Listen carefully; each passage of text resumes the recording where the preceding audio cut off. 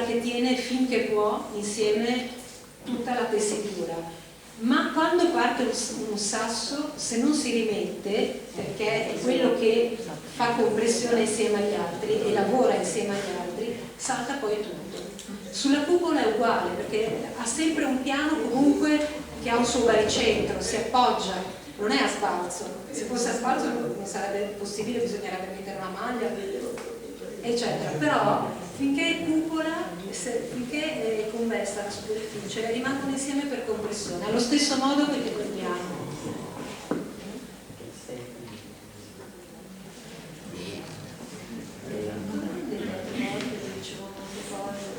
Perché ogni volta si presta a tantissime considerazioni, i tessuti stessi ad esempio.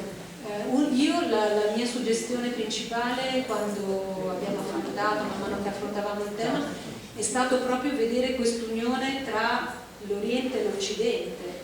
Era inevitabile, ma era inevitabile ancora un po' più avanti che i mosaici greco-romani. Cioè stiamo parlando dell'Oriente, di Istanbul, della Via della Seta, dei tessuti che hanno raggiunto, voglio dire, anche l'Europa in tutte le epoche, ed è sorprendente come sono passate le idee, come sono passate le decorazioni, come sono passati, appunto, come è passato il saper fare. Ed è per questo che l'urgenza che sento io, a parte la divulgazione, è proprio passare il messaggio che se si interrompe la conoscenza, che per noi è così importante, perché gli artigiani è vero ci sono, però ad esempio in tanti restauri che si fanno, ad esempio nel Rissò, ormai se non c'è un controllo, non c'è un progetto dietro, si vanno a fare i ripristini con il cemento, non va bene, non va bene. Quindi se vuoi preservare l'opera e vuoi continuare in questa forma di conoscenza che però è funzionale alla vita quotidiana, cioè un riso fatto bene, lo calpesti, non ti bagni i piedi, rimane insieme e risponde alla sua funzione. Dobbiamo pensarlo in questo senso. Sono qua sopra, scusi. Presa il questio di questi sagrati, sì. Fa sì che queste pietre rimangano sempre compresse. Esatto, proprio la compressione è, come posso dire, la malta che tiene insieme tutta l'opera, ma la malta in senso lato. La malta c'è, perché è una malta di calce, però a base di calce. Non ci deve essere cemento perché oltretutto il cemento, lo saprete, ha delle reazioni che sì, di spinta, che va a scardinare invece la compressione naturale che avrebbe se ci fosse la malta a base di calce. Quello che lavora insieme diventa, il cemento diventa un elemento di rottura per una tessitura, soprattutto se è un intervento di ripristino. È più devastante che non lasciarlo vuoto a questo punto, quindi meglio lasciare la lacuna piuttosto che intervenire. Ma di sotto esattamente cosa c'è sotto? Lei dice le pietre, la malta e sotto è Sotto c'è uno spessore di terreno, cioè noi lavoriamo sulla terra e facciamo un allettamento di sabbia su quello che troviamo, quindi diciamo di solito la terra che abbiamo sotto, siamo in ambiti di giardini, non siamo in opere nuove, quindi ci troviamo sulla terra, e che bisogna preparare il sottofondo, come quando si fa l'asfalto, come quando si fanno le strade, no? Ci sono i vari strati. Noi, se partiamo dalla terra, dobbiamo fare delle basi di allettamento del Rissò che hanno un loro rispetto, ma forse no, dove posso farvelo vedere, non abbiamo neanche una diapositiva per farvi vedere i vari stadi, però diciamo questo è anche riportato, cioè proprio una stratigrafia che nella parte più bassa troviamo il terreno che troveremo andando a togliere lo strato di asfalto, lo strato di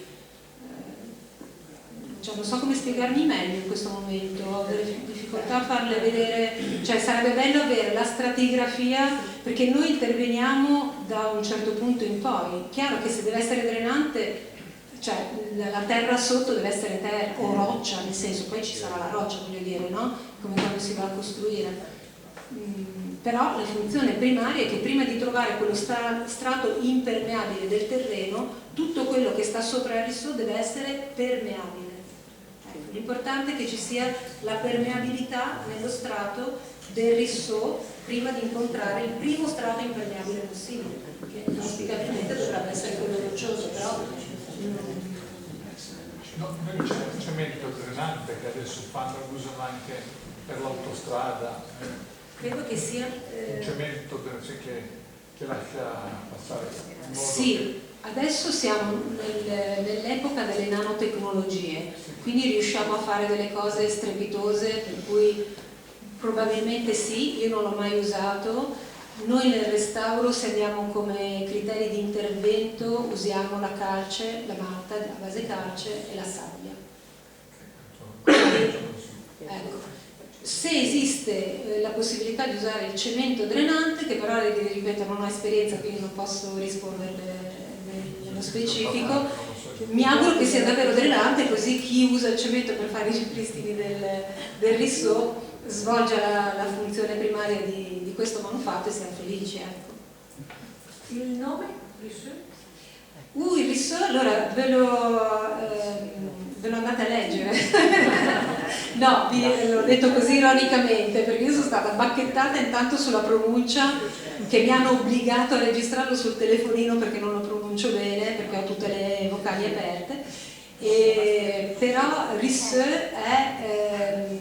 abbiamo fatto fare l'intervento a Cesare Rotti, che ha spiegato proprio l'origine della parola. Viene da ciottolo poi, però lui spiega ricciolo in genovese, fa tutto un bel excursus sulla parola rissò, ma viene anche riseux, come essere, rissò, ecco, la signora lo dice bene.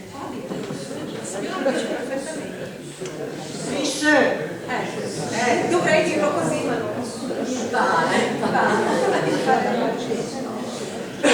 niente, c'è tutta una bella storia perché abbiamo dato come contributo all'interno del libro anche questa possibilità di fare un viaggio nella lingua genovese, perché merita, nel senso che io pensavo fosse francese ad esempio, non essendo ligure l'abbiamo scritto in tutti i modi possibili pensando appunto che fosse francese, che fosse però magari genovese con un accento, invece abbiamo scoperto, allora a quel punto gli abbiamo chiamato l'esperto e così ha dato questo contributo dove possiamo capire ancora di più anche sul rissò, insomma. Riccio di tè, certo, riccio, sì, di terra. Poi c'è passato da palo in frasca, però il ciottolo di fiume è quello che troviamo poi restituito al mare, è un viaggio anche quello del ciottolo, no? Perché il basalto che parte dalla montagna e attraverso i fiumi che arriva al mare, e il mare te lo riporta di nuovo sulla spiaggia, e di nuovo un altro viaggio, un'altra suggestione che questo nostro così percorso sui rissò ci ha suggerito, e quindi di nuovo il tema del viaggio, di nuovo tanti file che si aprono su argomenti più inaspettati, di filosofia abbiamo parlato a volte, quindi cioè proprio un bel messaggero, insomma, per questo saper fare ligure che va assolutamente valorizzato e preservato. Però cosa? Vorrei dire una cosa positiva riguardo al rissò, perché c'è in corso un progetto di cui mi ha messo al corrente il dottor Gabriele Gelatti, che sta restaurando il rissò delle Monache Turchine, che è stato trasferito negli anni 65-66 dal purtroppo distrutto monastero al cortile della terrazza di Palazzo Reale, dove hanno sede le soprintendenze.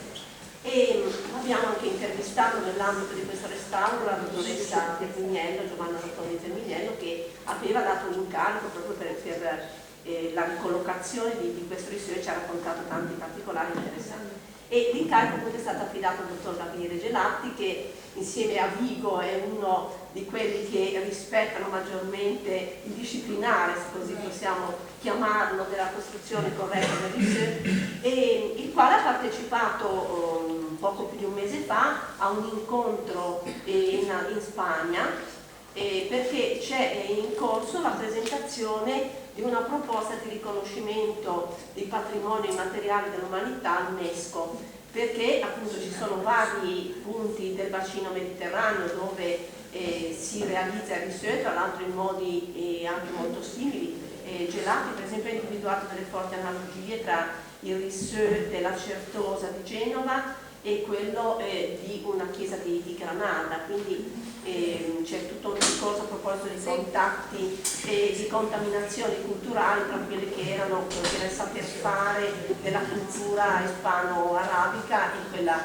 genovese, che poi naturalmente erano in stretto contatto. Poi ci sono naturalmente le isole greche dove il rissoe probabilmente è nato, e quindi c'è questo progetto che sta procedendo e mi sembra una cosa buona proprio nell'ottica del riconoscimento del rissoe ligure insieme a quello di altre località del bacino mediterraneo, quindi proprio questa funzione di messaggero e di comune denominatore delle culture mediterranee, ecco, poi con tutte le specificità dei giochi. Se avete occasione di venire a Palazzo Reale, vi consiglio in un giorno di sole, perché magari pioggia di neve, c'è un po' a lavorare, però vedrete con quale cura, proprio io ci passo spessissimo proprio per vedere nel dettaglio che cosa sta facendo.